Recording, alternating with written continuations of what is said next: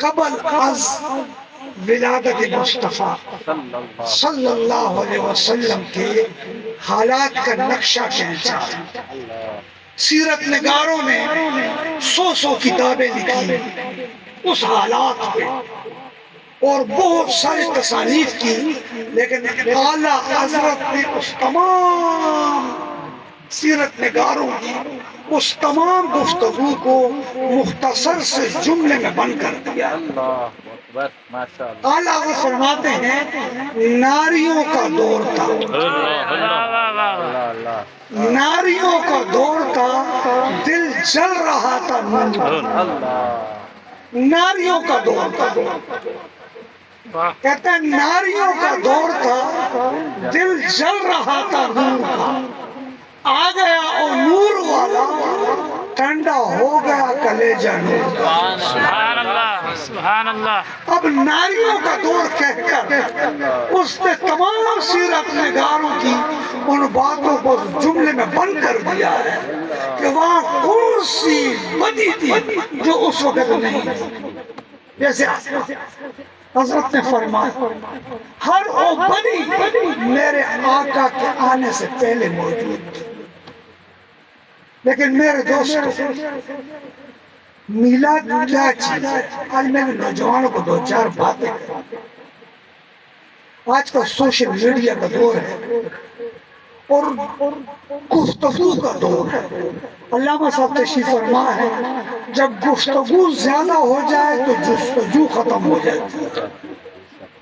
جب لوگ گفتگو میں الجھ جاتے ہیں جستجو ختم ہو جاتی ہے.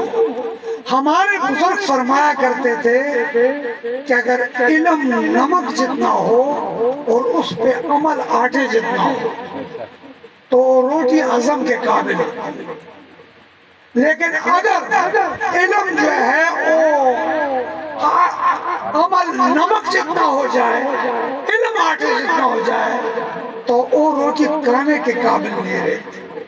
آج لفظ بہت ہے، جملے بہت ہیں، گفتگو بہت ہے، لیکن میرے دوستو جستجو نہ رہی. آذان ہیں اور روح بلالی نہیں ہے، تلقین ہے اور تلقین غزالی نہیں رہی. آج ہم انفارمیشن کے دور میں گزر رہے ہیں. انفارمیشن کس کو بولتے ہیں؟ کثرت معلومات. کثرت معلومات جو ہے یہ علم کی موت ہے. وہ کیوں؟ کیونکہ میں تو مجھے تو جانتا ہوں. اس پر مجھے ایک لطیفہ یاد آیا. آج کل سوشل میڈیا ایک شخص کا بادشاہ تھا. اس نے کہا میرا بیٹا کوئی ایک رات میں عالم بنا سکتا ہے. انہوں نے کہا کہ ایک رات میں تو عالم نہیں بن سکتا. کہتے اس میں ایک شوخ قسم کا عالم تھا. اس نے کہا جی میں بناؤں. اس نے کہا اچھا. اس نے کہا لے جاؤ. اور رات کو لے گیا اور اس کو ایک بات سمجھائی کہ تو نے کہنا کہ میں نہیں مانتا. تمہیں کیا کہنا ہے؟ میں نہیں مانتا. اس نے کہا یہ پھول ہے. اس نے کہا میں نہیں مانتا. اس نے کہا یہ پانی ہے. اس نے کہا میں نہیں مانتا. کہ تمہیں بس یہ کہنا ہے، بس یہ تیرا علم ہے. کہتا چلا گیا. کل دربار سج گیا کہ ماشاءاللہ بادشاہ کا بیٹا عالم ہو گیا. کرسی پر بیٹھ گئے. ایک عالم پوچھتا ہے یہ کیا ہے؟ پھول سامنے کیا. وہ کہتا ہے میں نہیں مانتا. لوگوں نے علم ہاتھ سے کر دیا. آخر کوئی دلیل ہوگی جو پھول کو پھول نہیں مانتا. کسی نے کہا پین سامنے کی کیا؟ فرمایا میں نہیں مانتا. انہی علماء میں ایک تیز قسم کا عالم تھا. اس نے بادشاہ پہ ہاتھ رکھا. فرمایا یہ تیرا ابو ہے. بادشاہ کہتے یہ تیرا ابو ہے. اس نے کہا میں نہیں مانتا. وہ بادشاہ بھپر گیا. اس نے کہا تو نے عالم بنا دیا، یہ تو میرا انکار کر رہا. اس نے بادشاہ سلام ایک رات میں تو یہی بنتا ہے، عالم تو نہیں بنتا.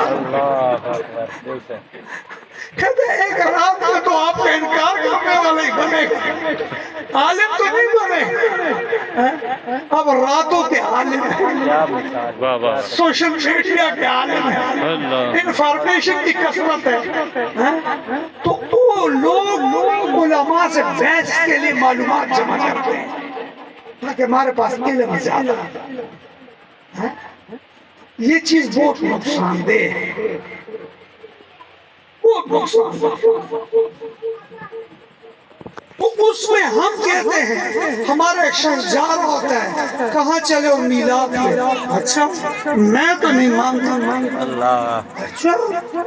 اچھا کہاں چلے ہو؟ چلتا ہوں پر امام کی زیارت کے لیے۔ یار میں نہیں مانتا۔ کہاں چلے ہو؟ مدینہ منورہ حضور کی زیارت پہ۔ میں نہیں مانتا۔ اب یہ میں نہیں مانتا والے عالم بہت زیادہ آ گئے ہیں، تو آپ کسی ایسے عالم سے پوچھے جو کہے کہ میں مانتا ہوں، سبحان اللہ، آپ کی ڈائریکشن درست ہو جائے گی۔ سبحان اللہ۔ ایسے لوگوں سے مت ملے جو میں نہیں مانتا۔ بزرگوں نے لکھا ہے، مولانا روم نے مثنوی شریف میں لکھا ہے، اللہ اکبر، ایک گدے پر ایک آدمی آ رہا ہے، ایک طرف 10 سیر تیل باندھا ہوا ہے اور ایک طرف ایک 10 سیر کا پتھر باندھا ہوا ہے۔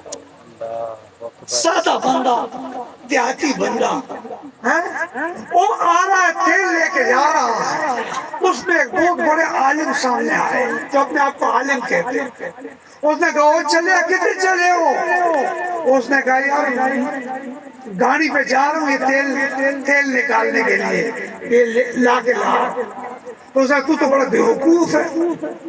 اس نے کہا وہ کیسے؟ کہتے تو نے 10 سیر تیل ادھر باندھا ہوا ہے، آگے تو نے 10 سیر کا پتھر ساتھ باندھا ہوا ہے، یہ تیل کو 5 کلو ایک طرف کر، 5 کلو دوسری طرف کر، خود سوار ہو جا، کہتے کہ وزن کم ہو جائے گا۔ اس نے سوچا کہ عقل تو بہت بڑا ہے اس میں، میرے جیسے بیوقوف بندے کے ساتھ 10 سیر تیل ہے، اس کے پاس تو تیل کی فیکٹری ہوگی، کیونکہ اتنا عقل مند ہے۔ تو اس نے پوچھا کہ حضرت گھر میں تیل کتنا رکھتے ہو؟ کتنا تیل گھر میں رکھتے ہو؟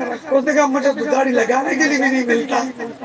اس نے کہا یہ عقل اپنے پاس رکھو، تیرے عقل نے تجھے کنگلا بنائے ہوئے، میں بے عقل سے 10 سیر تیل تو رکھتا ہوں۔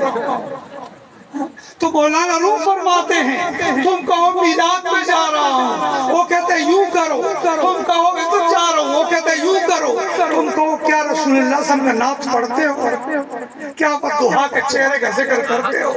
کیا واللیل اذا سجا کے زلفوں کا ذکر کرتے ہو؟ کیا ید اللہ کے ہاتھوں کا ذکر کرتے ہو؟ اگر وہ نہیں کہتا نہیں کرتا، وہ کہتا ہے فلسفی، فلسفہ پاس رکھو، میں بے علم صحیح مصطفیٰ کے گم تو گا رہا ہوں، سبحان اللہ، سبحان اللہ۔ مصطفیٰ کی نعتیں تو پڑھ رہا ہوں، بے علم کس کاری جو تجھے مصطفیٰ کی نعتوں سے ہی ہٹا دیا، مصطفیٰ کی محبت سے تجھے ہٹا دیا۔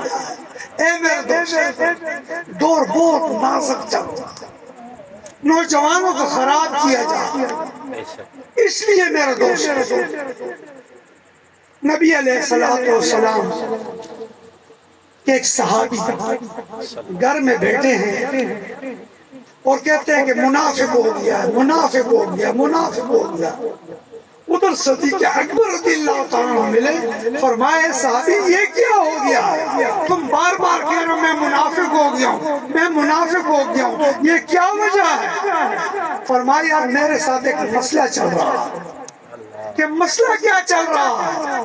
کہتا ہے جب حضور کی بارگاہ میں ہوتا ہوں، جب حضور کی صحبت میں ہوتا ہوں تو مجھے جنت بھی نظر آ رہا ہوتا ہے، جہنم بھی نظر آ رہا ہوتا ہے، اللہ اکبر، مجھے فرشتے بھی نظر آ رہے ہوتے ہیں، لیکن جو حضور کی مجلس سے دور ہٹتا ہوں اور حضور کی مجلس سے باہر آتا ہوں تو میری وہ کیفیت بدل جاتی ہے، اللہ میرے کیفیت وہ نہیں رہتی۔ اللہ، تو صدیق اکبر نے فرمایا اے میرے بھائی یہ حالت تو میری بھی ہے، یہ کیفیت میری بھی ہے، میں بھی ایسے ہی محسوس کرتا ہوں۔ فرمایا آؤ وہ دہا کے چہرے کے پاس چلتے ہیں۔ اللہ، دونوں حضور کی بارگاہ میں آئے اور یہ حال بتا دیا کہ ہمارے احوال ایسے ہیں۔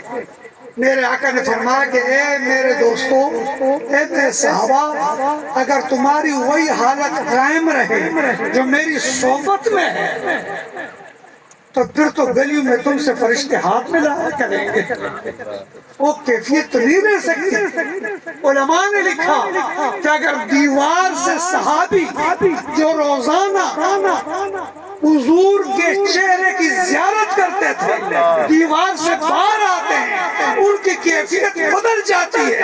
ارے ہم تو 1400 سال باہر آئے ہوئے ہیں، ہماری کیفیتوں کا کیا بات ہو، ہماری کیفیتیں کیسے ہوں؟ لیکن وہ ڈرنے والے تھے، وہ اپنی کیفیت پہ ڈرتے تھے، اپنے کیفیتوں کو دیکھ کر رب سے خشیت کرتے تھے۔ ہم تو عشرہ مبشرہ ہیں، ہمیں تو فکر ہی نہیں، وہ فکر کرتے تھے۔ اے میرے دوست، صحابہ رضی اللہ تعالیٰ عنہ کی کیفیت ہے۔ اب ان کیفیتوں کو حاصل کرنے کے لیے، یہ جو کیفیت بحال کرنے کے لیے صوفیاء نے فرمایا ہے، اگر سینوں میں وہی کیفیتیں واپس لانا چاہتے ہو تو میلاد مصطفیٰ کی محفل قائم کرو۔ سبحان اللہ۔ اس محفل میں وہ کیفیتیں نصیب ہیں۔ یہ کوئی مسلک کی بات نہیں ہے، یہ کوئی فکروں کی بات نہیں ہے، بلکہ میلاد کی محفل کا اصل یہ ہے کہ اس میں میرے آقا کی توجہ نصیب ہو جائے۔ سبحان اللہ۔ علامہ سبکی رحمت اللہ علیہ محفل میلاد میں تشریف فرما ہے اور اچانک محفل میں کھڑے ہو گئے۔ اللہ اکبر۔ اچانک قیام فرمایا۔ کیوں قیام فرمایا؟ دیکھا کہ وہ دوہا کا چہرے والا محفل میں تشریف لے آیا۔ آج تک جو لوگ قیام کرتے ہیں یہ علامہ سبکی کا طریقہ۔ اے میرے دوستو، شاہ ولی اللہ رحمت اللہ علیہ فرماتے ہیں، دیوبندی بھی مانتے ہیں، اہل حدیث بھی مانتے ہیں، بریلوی بھی مانتے ہیں، سارے مانتے ہیں کہ ایک دن میں مکہ شریف میں میلاد کی محفل میں بیٹھا ہوا ہے، اور بیٹا کہاں تھا؟ جہاں میرے آقا کی ولادت ہوئی ہے، کہ وہاں میلاد ہو رہا، میں بھی اس میں بیٹھا ہوا تھا۔ میرے دو مریدوں کے درمیان آویزش، آپس میں جھگڑا تھا، اور میری بات نہیں مان رہے تھے۔ میں ان کو کہتا تھا صلح کرو، وہ صلح نہیں کر رہے تھے۔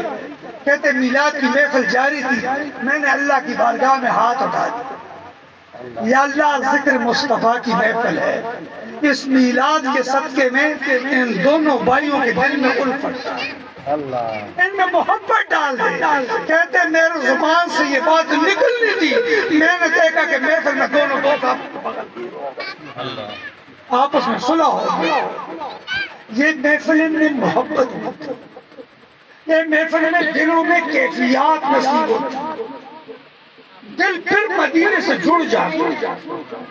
اس لیے محفل میلاد میں جب بھی آئے اس نظریے سے مت آیا کرو کہ لنگر کیا پکا ہے، اس نظریے سے مت آیا کرو کہ کس نے بلایا ہے، اس نظریے سے مت آیا کرو کون سا عالم آ رہا ہے، کون سا پیر آ رہا ہے۔